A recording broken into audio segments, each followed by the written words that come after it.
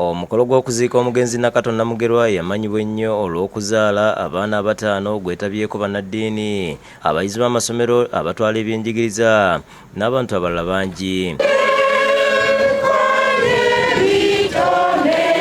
Wasosewo ekitambiro kya mmisa ekikulembeddwa Reverend Father John Baptist Saazi okuva mu kigo ky'Empambire ng'onaatendereza obuvumu Nakato bw'azaayolesa mu bintu eby'enjawulo nga mwe muli n'ekyokuzaala abaana bataano omulundi ogumu ate n'abakuza. Bangi muffe tuzaala abaana ne tubasuulawo ne twekanga ne tudduka.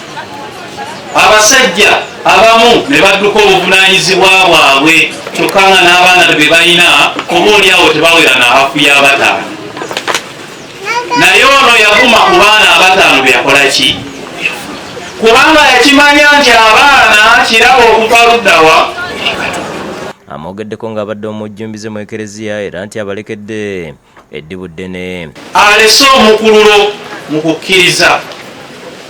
Abadde mukyala omunywevu ate ng'akolerera nnyo akatabi ke.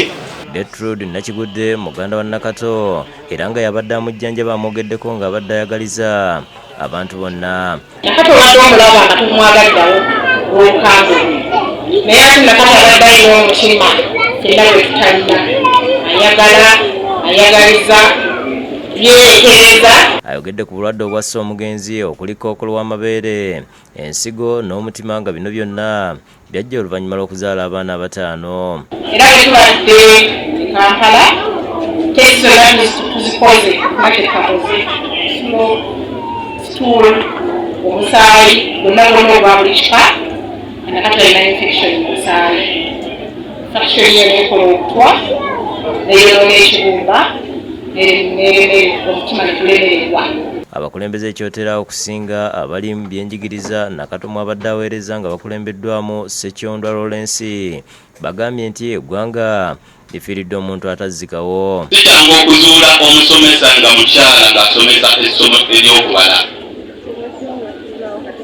naye abadde nga ayagala omulimu gwe ng'ate nga gukola mu bwesimbu. Abayizi babadde asomesa n'abo bonna be yasomesaako ate n'abakozi babadde akola nabo. Era tusaba Omukama Katonda amusonyiwe ebyo bye yasomya, amuteeke mu kifo n'ateeka abalungi. Kansala Regina Nakalyango nga yabaddewo ku lwa ssente wa disitulikiti y'Ekyotera Patrick Kintu Kisekulo asabye abafamire okugumya Nnaalongo mu kaseera akazibu kayitamu. Mwongere nnyo kansolingi ku Nnaalongo era mumuwe abantu bagenda okwongera okubeera naye wano. Amazima gali nti ekiseera kyayitamu ssaawa zino si kyangu. Oluvannyuma wabaddewo okusonda ensimbi ez'okuyambako ku bamulekwa abataano baalese.